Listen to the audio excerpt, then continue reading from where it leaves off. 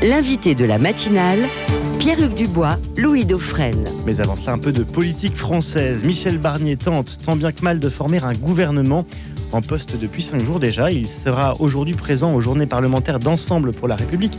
Il va tenter de remporter le bras de fer avec Gabriel Attal pour s'assurer du soutien des députés macronistes. À gauche, ce sera encore plus difficile, Louis Dauphren. Oui, la gauche, un peu comme tous les hommes politiques aujourd'hui qui observent un peu ce qui se passe au Parlement, on se demande de quoi demain sera fait. Benjamin Lucas va essayer de nous renseigner. Lui qui a battu très largement dans la 8e circonscription des Yvelines le Rassemblement national, ce qui est quand même un signe à la fois d'ancrage local et puis de détermination. On va voir comment il aborde, lui, cette législature avec un énorme point d'interrogation, sachant que Michel Barnier cherche des appuis pour une majorité qui est peut-être introuvable. Alors, est-ce qu'il faut destituer aussi Emmanuel Macron ? C'est une idée mentionnée par quelques-uns au Nouveau Front Populaire. On verra si cette idée se concrétise et quelle épaisseur lui donner. Est-ce que c'est juste un effet d'annonce ou est-ce que c'est vraiment un objectif ? Bonjour Benjamin Lucas. Bonjour, merci de votre invitation. Vous êtes député du Nouveau Front Populaire. Michel Barnier se dit ouvert à la présence de personnalités de gauche dans le futur gouvernement. Est-ce que vous saisissez cette main tendue par le nouveau Premier ministre ? Non, mais pour une raison simple qui n'a rien à voir avec du sectarisme ou de l'hostilité personnelle. Monsieur Barnier a un parcours politique qui force le respect. Il a quelques décennies de vie politique et je crois que l'expérience, c'est important. Il a construit ce parcours avec des convictions qui ne sont pas les miennes, dont je pense qu'elles n'ont rien à faire à Matignon au regard de leur marginalité aujourd'hui dans la représentation parlementaire, mais qui sont respectables. Et donc je ne crois pas. C'est un homme de compromis tout de même. Et donc je sais pas ce que me dit son programme, mais en tout cas, moi je crois, vous savez, au clivage entre la gauche et la droite. Je crois qu'une démocratie, c'est la discussion, vive parfois, mais la discussion entre des opinions, des convictions, des orientations, des visions de la société qui sont différentes. Et donc, je ne voudrais pas qu'on refasse le macronisme, c'est-à-dire cette illusion qui, depuis 7 ans, fait croire que finalement, il n'y a plus de gauche, il n'y a plus de droite, il n'y a plus d'idées, et qu'il y a une espèce de bloc comme ça qui peut gouverner avec des gens qui pensent radicalement différemment. Moi, je ne crois pas cela. Et donc, l'hostilité à la participation à un gouvernement Barnier, elle est une hostilité de ligne politique, d'orientation politique. Je ne suis pas d'accord avec M. Barnier sur les retraites, je ne suis pas d'accord avec M. Barnier sur l'immigration, je ne suis pas d'accord avec M. Barnier sur l'orientation sociale et économique du pays. Ça justifie quand même de ne pas contribuer à une majorité. Et par ailleurs, il y a aussi un principe démocratique.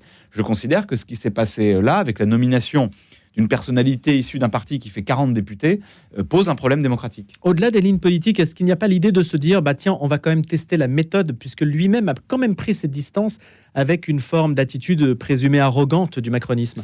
Eh bien, vous savez, les discours sur la méthode, c'est comme l'amour. Il y a les déclarations, il y a les preuves. Moi, je demande à M. Barnier une preuve que la méthode a changé, c'est qu'il permette et qu'il insiste auprès du président de la République pour que soit convoquée une session extraordinaire du Parlement, c'est-à-dire qu'on n'attende pas début octobre pour se mettre au travail, que l'Assemblée nationale puisse dès maintenant débattre des grands sujets qui font l'urgence de nos concitoyens, puis des grands défis à relever pour l'avenir du pays. Ils sont nombreux, ils ne se sont pas mis en pause avec l'été, pour une raison simple, c'est que les Françaises et les Français ont voté le 7 juillet d'une façon massive. On n'avait pas autant voté dans ce pays depuis 1981. Et ils l'ont fait dans un contexte dont tout le monde s'accordera à dire qu'il était historique.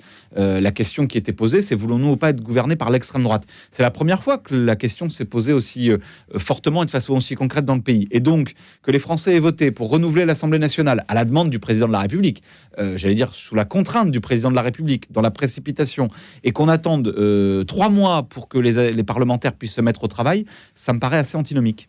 Quel est le quotidien aujourd'hui d'un député NFP comme vous ?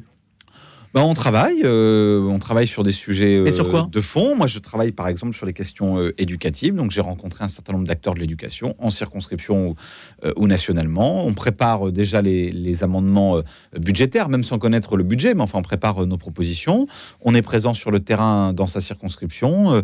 On ne manque pas de travail.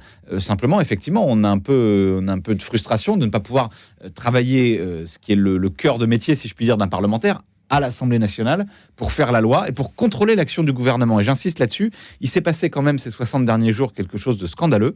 On a eu un gouvernement qui, parce qu'il était un gouvernement démissionnaire, ne pouvait faire l'objet d'aucun contrôle et d'aucune censure des parlementaires. On m'a privé comme parlementaire de ma capacité à contrôler l'action de l'exécutif, ce qui est aussi le cœur de ma mission.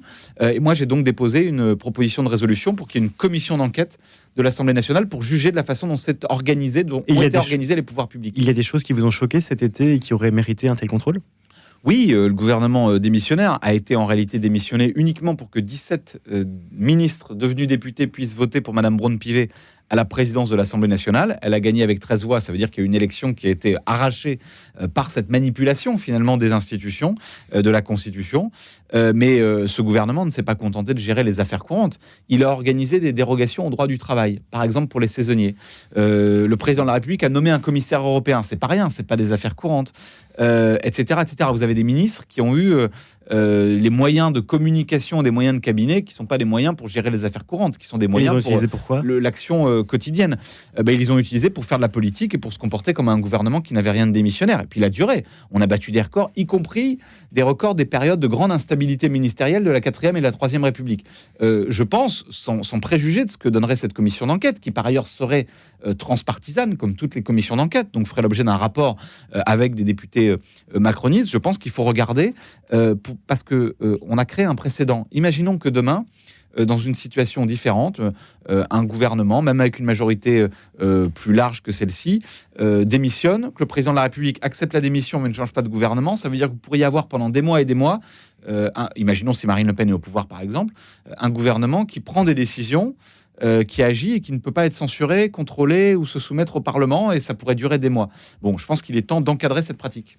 Mais est-ce que cet épisode que l'on a vécu extrêmement long n'est pas dû non plus à la posture de conflictualisation délibérément choisie par le nouveau Front populaire, de ne pas s'entendre? Est-ce que ça n'a pas poussé le macronisme finalement dans une forme d'extrémité à rechercher finalement la personne impossible? Non, d'abord parce que nous avons donné un nom au président de la République dès la mi-juillet, à savoir le nom de Lucie Castet pour entrer à Matignon. C'est la règle dans les démocraties parlementaires, que la coalition arrivée en tête tente de gouverner. Nous savions que ce serait difficile. Simplement, la logique institutionnelle, c'est que le président de la République n'est pas celui qui interprète la réalité du Parlement. Il laisse le Parlement s'interpréter lui-même. Et donc, la logique eût été que le président de la République nomme Madame Castet et qu'ensuite on voit si elle était censurée ou pas. Elle aurait été censurée immédiatement. Mais écoutez, je n'en suis pas certain. Je pense que nous aurions pu construire un accord, non pas de gouvernement, parce que vous disiez conflictualité. La société est conflictuelle. Mais même c'est la logique de Jean-Luc Mélenchon, la conflictualisation. Je dépasse les mots. Je regarde la réalité aussi du pays. Vous l'avez rappelé, j'ai été élu dans ma circonscription. Je regarde ce qui se passe dans le pays. Vous avez des convictions qui sont opposées.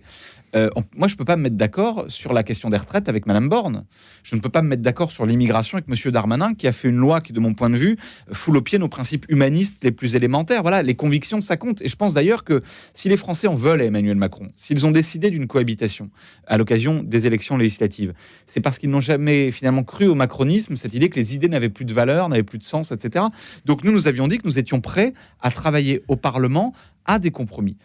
Ça a été écrit noir sur blanc par Lucie Castet et par les présidents de groupes parlementaires. Donc moi, je pense que nous n'aurions pas été censurés parce que chacun aurait dû prendre ses responsabilités et qu'à mon avis, on aurait trouvé dans les députés de l'ex-majorité présidentielle des gens, finalement, se disant qu'ils préféraient ça à un gouvernement dans la main de Marine Le Pen, ce qu'on a aujourd'hui. Un slogan dans une manifestation contre, justement, Michel Barnier. On voulait Lucie, on a eu Lucifer.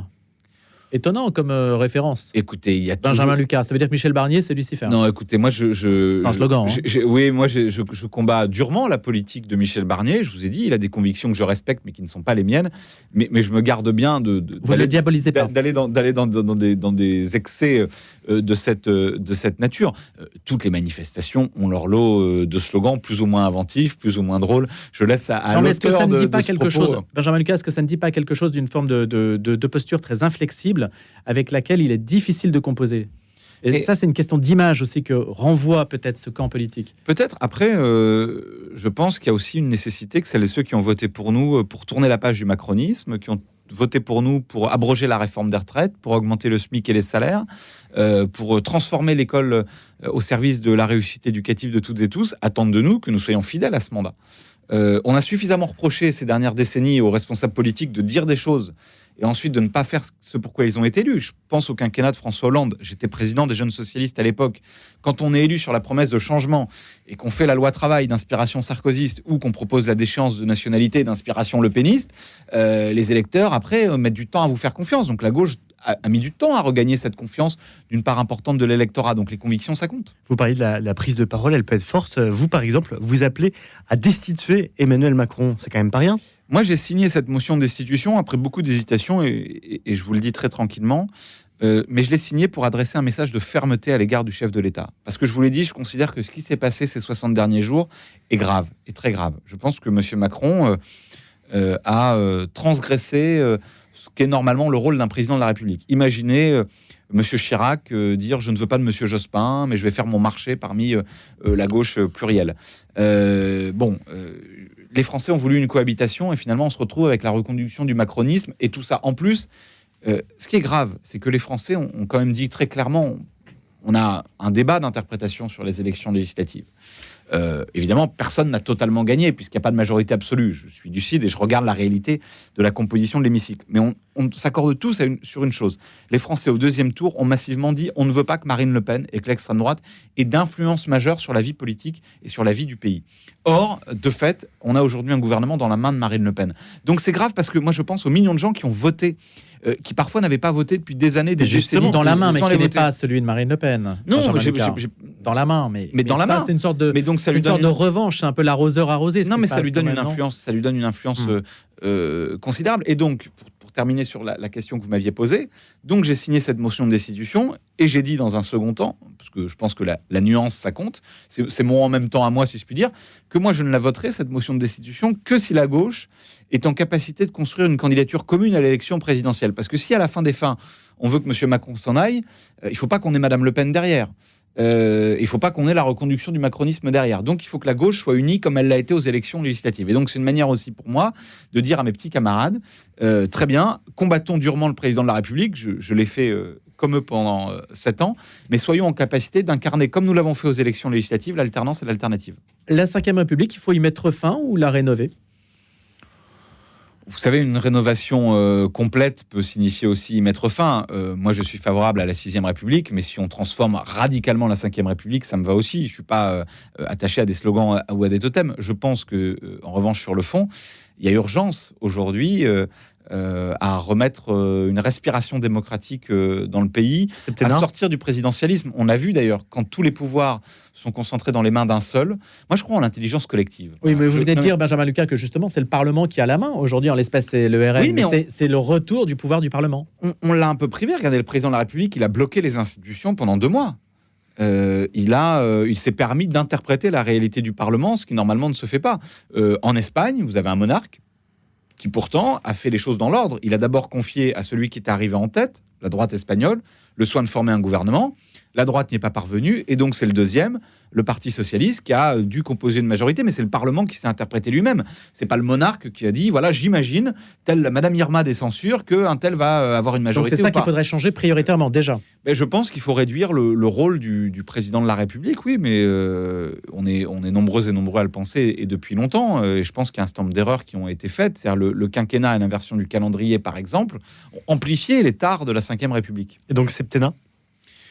Je sais pas, je pense qu'il faut regarder globalement. C'est-à-dire que si on prend par petits bouts, vous savez, moi par exemple, je le dis parce que c'est pas ce que je dis là est extrêmement marginal dans mon camp. Je pense que la réflexion qu'on a actuellement sur le passage à la proportionnelle n'est pas le bon. Si on ne réfléchit que au mode d'élection des députés, mais à périmètre constant des institutions, je suis pas sûr que ça règle grand-chose. Donc je pense qu'il faut regarder globalement. Moi, je pense qu'il faut une constituante. D'ailleurs, il faut poser les débats sur la table, et je pense que ça doit être quelque chose de plus consensuel possible dans le pays. À quoi et donc ça je vais pas ressemble, arriver moi avec ma 6e République clé en main. Une constituante, ça ressemble à quoi ?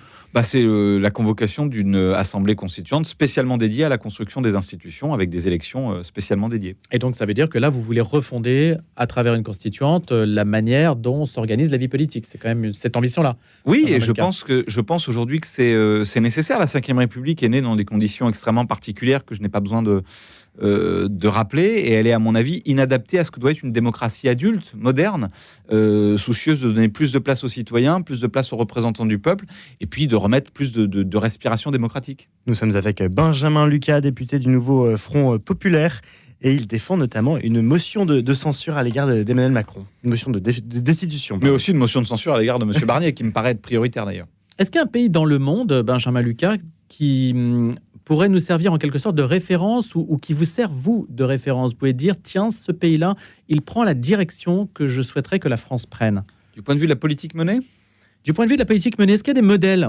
Alors, À un moment, on raisonnait beaucoup par modèle suédois, modèle Oui, alors X ou Y. Comparaison n'est pas raison, je me méfie des modèles, ça dépend des sujets. Par exemple, moi qui travaille sur les questions éducatives, je m'intéresse beaucoup à ce qui se passe en Scandinavie. En revanche, sur les questions migratoires, je ne vais pas beaucoup m'inspirer de ce qui se passe chez eux. Sur les questions économiques et sociales, le gouvernement de gauche espagnol a fait des choses très intéressantes ces dernières années. Donc oui, je crois qu'il faut être capable de puiser, de regarder ce qui se passe ailleurs. Sur les questions institutionnelles, l'Allemagne, par exemple, dans laquelle le président de la République a peu de pouvoir, me paraît être un modèle institutionnel intéressant. Voilà, on peut prendre ici ou là un certain nombre de références en étant assez lucide aussi sur les contextes politiques différents. Il y a un modèle que le pape François va sans doute étudier, c'est celui de Singapour, la coexistence pacifique, mais assez autoritaire aussi, entre les religions.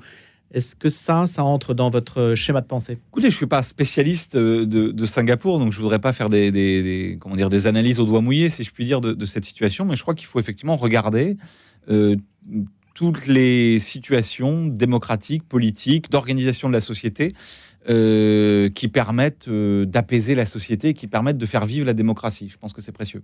Est-ce que ça protégerait toutes les religions? J'entends par là, on n'a pas le droit de critiquer la religion du voisin, on n'a pas le droit aujourd'hui. Est-ce que ça empêcherait, par exemple, un discours un peu qui prolifère un petit peu sur toutes les phobies, par exemple, christianophobie, islamophobie, etc. Écoutez, moi je suis très attaché à la liberté d'expression et je pense que notre République, elle s'est construite grâce à la liberté d'expression. Je suis attaché aussi à la responsabilité qu'on a individuellement de pas se concentrer tous les matins sur la façon dont on va insulter une partie de nos compatriotes à raison de leur religion, de leur origine, de leur espace d'habitation géographique, etc. Donc je pense qu'il y a aussi je ne crois pas à l'interdit en ces matières. Je crois à la capacité collectivement que nous avons à faire nation. Merci beaucoup Benjamin Lucas d'avoir accepté notre invitation ce matin. Je rappelle que vous êtes député du Nouveau Front Populaire et on continue de parler politique à partir de